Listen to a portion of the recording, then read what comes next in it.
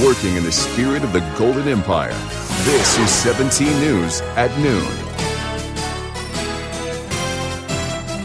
Good afternoon and thanks for joining us. I'm Maddie Jansen. Kern County has thousands of dead trees that create fire threats and pose road hazards. But at this morning's Board of Supervisors meeting, Kern County Fire Department leaders said they're taking action to mitigate the hazards. 17th Eitan Wallace spoke to the fire chief and he joins us now with what's being done. Eitan? And that's right, Maddie. A little bit of context here. First and foremost, this is not an issue that affects only Kern County. In fact, tree mortality is a problem that has impacted the entire state. Now, there are an estimated 150 million dead trees statewide. It's an issue so bad that former Governor Jerry Brown issued a state of emergency in October 2015. And in April 2016, Kern County supervisors issued their own local state of emergency, and that helped to establish the Kern County Tree Mortality Task Force to help tackle the issue. Now, today, KCFD Forester Jeff Gletney said Kern County Fire has been busy clearing dead trees this year with roughly $1.6 million in state grant funding. Now, this year alone, KCFD and their contractors have cleared 7,315 trees on county land. Chief Witt said this is a step in the right direction to ensure public safety. Our goal is to make the community of Kern County, all the communities within the foothills, safer. The urban interface, that areas where the trees come into communities, and so that's the area we'll continue to stick with. That's the areas that we'll continue to work with, and we hope that through fuel reduction as well as removing dead trees, we'll make communities safer. And so we'll just continue down that path. So you may be wondering, where are those areas where the trees have been cleared? Well, they include many parts of the county, from Fraser Park to Tehachapi to Alta Sierra. Moreover, Kern County Fire was granted a $2 million state grant to take part in this effort to remove the trees, but they were able to accomplish tree removal with roughly $1.5 million in funds. So where are the remainder of the funds going? Well, I'll have that for you this evening at 5 o'clock. In the newsroom, Eitan Wallace, 17 News. Thank you, Eitan. A traffic nightmare along northbound Highway 99 this morning north of Panama Lane. Two trucks crashed just after 7 a.m. CHP had to shut down all lanes at one point. Fortunately, no one was hurt and the area is now clear. A man's dead and KCSO is investigating. Early this morning, sheriff's officials were called to Casey Avenue, just north of Cecil Avenue in Delano, for a report of a shooting. A man was found with gunshot wounds and he later died. No arrests have been made. If you have any information, you can call KCSO at 861-3110 or remain anonymous by calling the Secret Witness Hotline at 322-4040.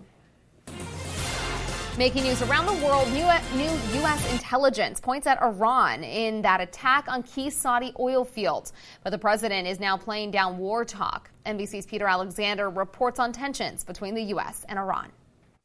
Following that brazen attack on one of the world's largest oil fields in Saudi Arabia that sent oil prices skyrocketing, President Trump is all but blaming Iran. Well, it's looking that way. We'll have some pretty good we're having some very strong studies done, but it's certainly looking that way at this moment, and we'll let you know. U.S. intelligence indicates the weekend drone strike originated from Iran, according to three people familiar with the intelligence. Iran has denied it was behind the attack. And while Iranian-backed rebels in Yemen have claimed responsibility, the Saudis insist initial investigations have indicated the weapons used in the attack were Iranian, not launched from Yemen. 24 hours after warning the U.S. was locked and loaded for a response, the president appeared to back away from any immediate military action against Iran.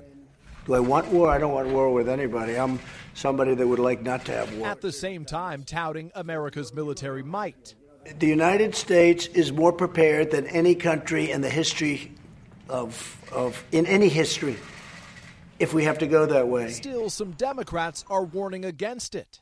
Why in God's name would anyone even contemplate the U.S. should go to war with Iran to protect Saudi oil? The president brushing off questions whether he's promised the Saudis the U.S. will protect them. No, I haven't. I haven't promised the Saudis that. We have to sit down with the Saudis and work something out. That was Peter Alexander reporting. Meantime, President Trump is making a rare visit to the Golden State today for 2 days. It's part of a fundraising tour. Trump has routinely mocked California over its liberal culture, policies, and politics. But this visit signals there are plenty of wealthy Republicans in the state to support him. His first stop today in the Bay Area for a luncheon. Then he'll head to L.A. for stops this afternoon and evening. Tomorrow he's supposed to be in San Diego, though the White House has not released his schedule. The events are expected to bring in a combined $15 million. A Tulare County man is dead, and health officials believe vaping is to blame. The man died over the weekend. Health officials could not reveal what type of substance he was vaping. The Tulare County Health Department says it has seen 3 cases of vaping-related pulmonary illness over the past month.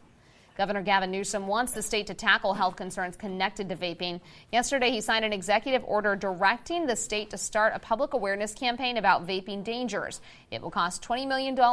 Newsom is also calling on lawmakers to send him a bill banning flavored e-cigarettes next year. A similar effort already failed earlier this year, but lawmakers say they'll try again.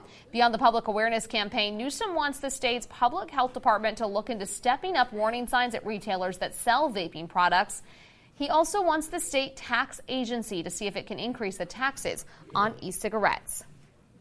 Meantime, the clock is ticking for Governor Gavin Newsom to sign or veto a stack of bills sitting on his desk. One aims to shift school start times. If Newsom signs it, California would become the first state in the country to mandate that high schools and middle schools start later in the morning. The bill's authors say studies have found teens require nearly 10 hours of sleep per night to be healthy, which doesn't happen often. Shifting the school start time can be part of the solution. Supporters say it will not only improve teen health, but also improve attendance, which means schools can get more money from the state. Former Governor Jerry Brown vetoed a similar bill last year. All right, let's check out that gorgeous Tuesday forecast. Kev?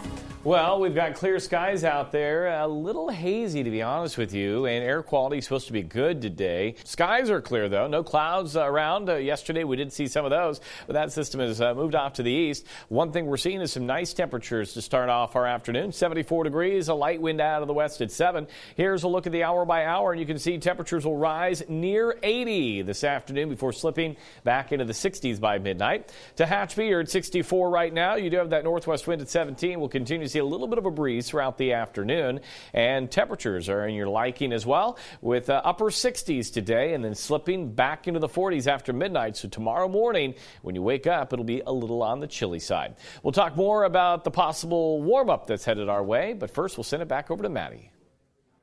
All right, thanks, Kevin. Today marks 232 years since delegates to the Constitutional Convention signed the document in Philadelphia.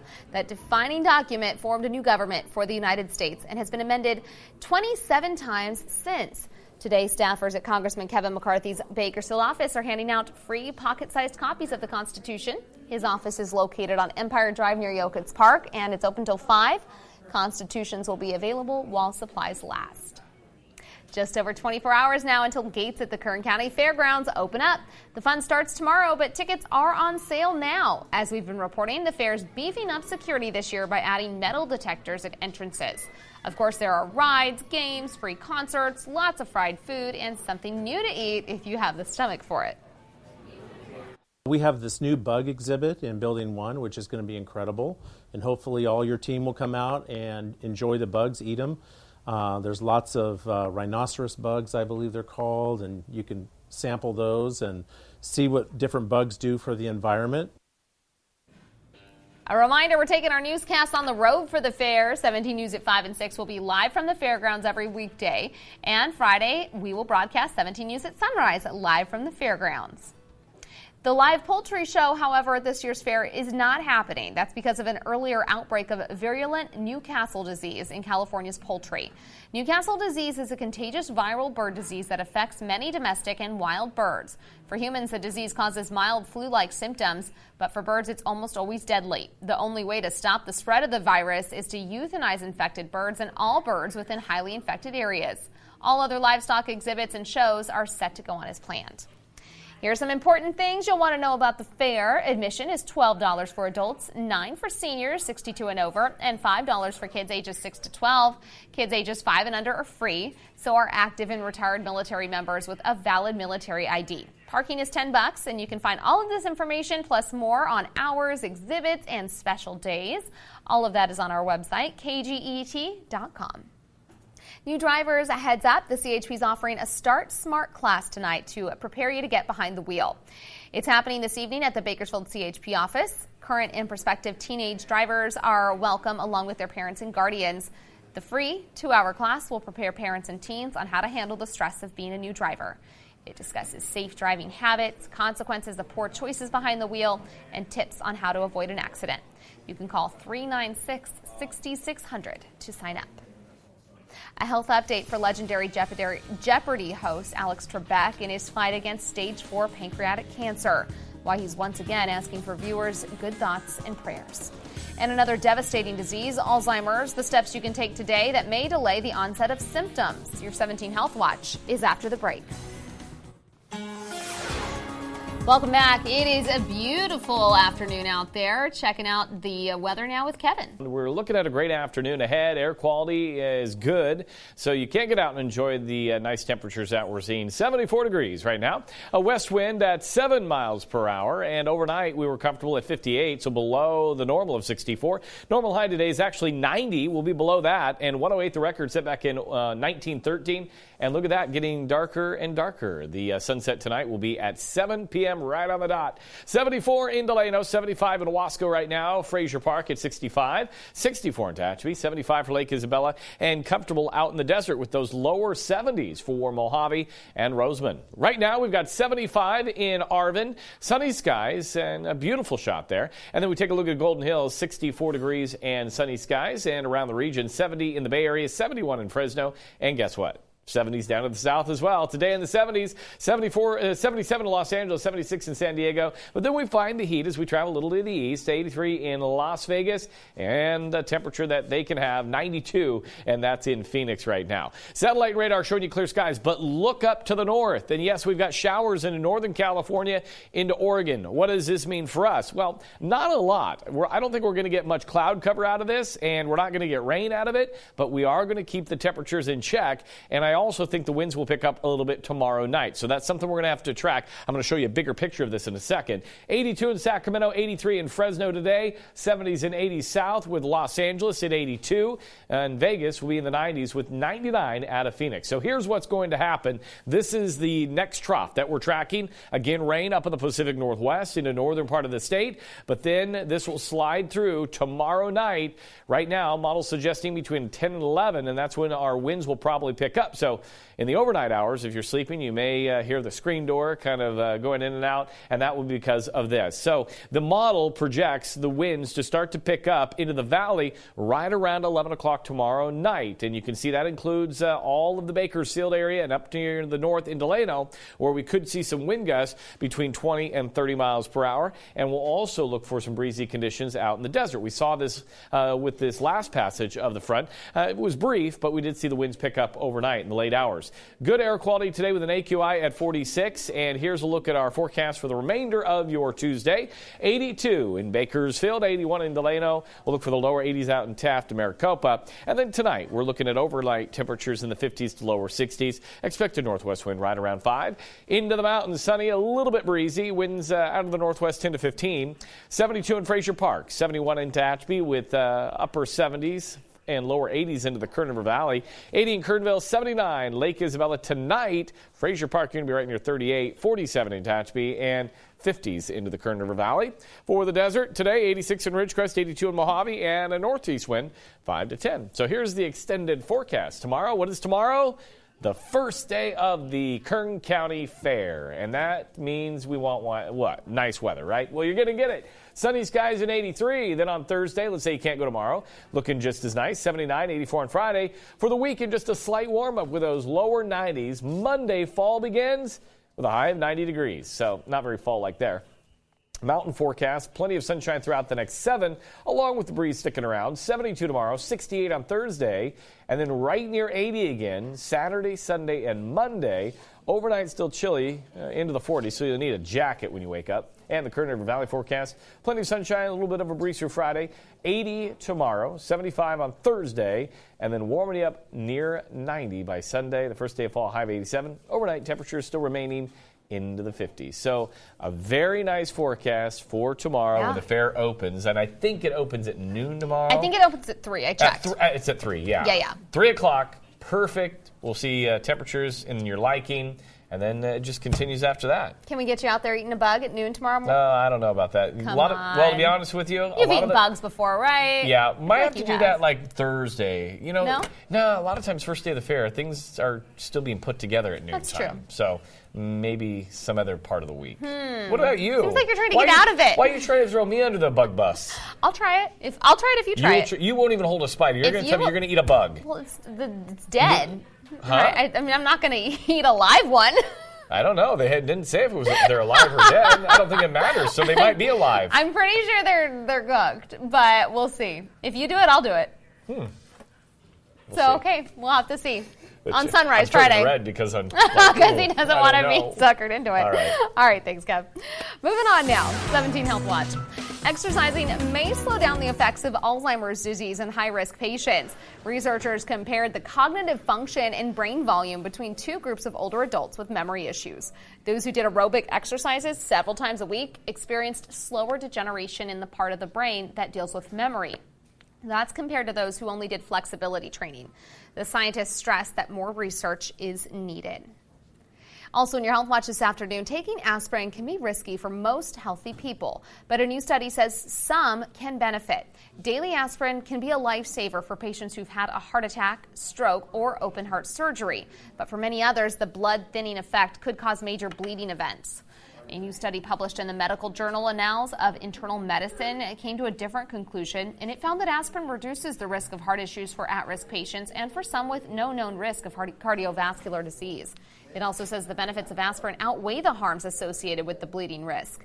The authors of the study are not arguing to change U.S. guidelines on aspirin, which were updated just this year. Days after the attack on Saudi Arabia's oil supply, we'll check what oil prices are doing today. Plus, NBC News releases new details about its up-and-coming streaming service. Your 17 Business Watch is after the break. KGET Business Watch is brought to you by Grapevine MSP Technology Services, the Valley's leading IT service provider. And we're back checking your stocks this afternoon, and right now the Dow is down about 30 points so far in trading. We'll have your closing numbers from the day at Wall Street coming up tonight on 17 News at 5 and 6.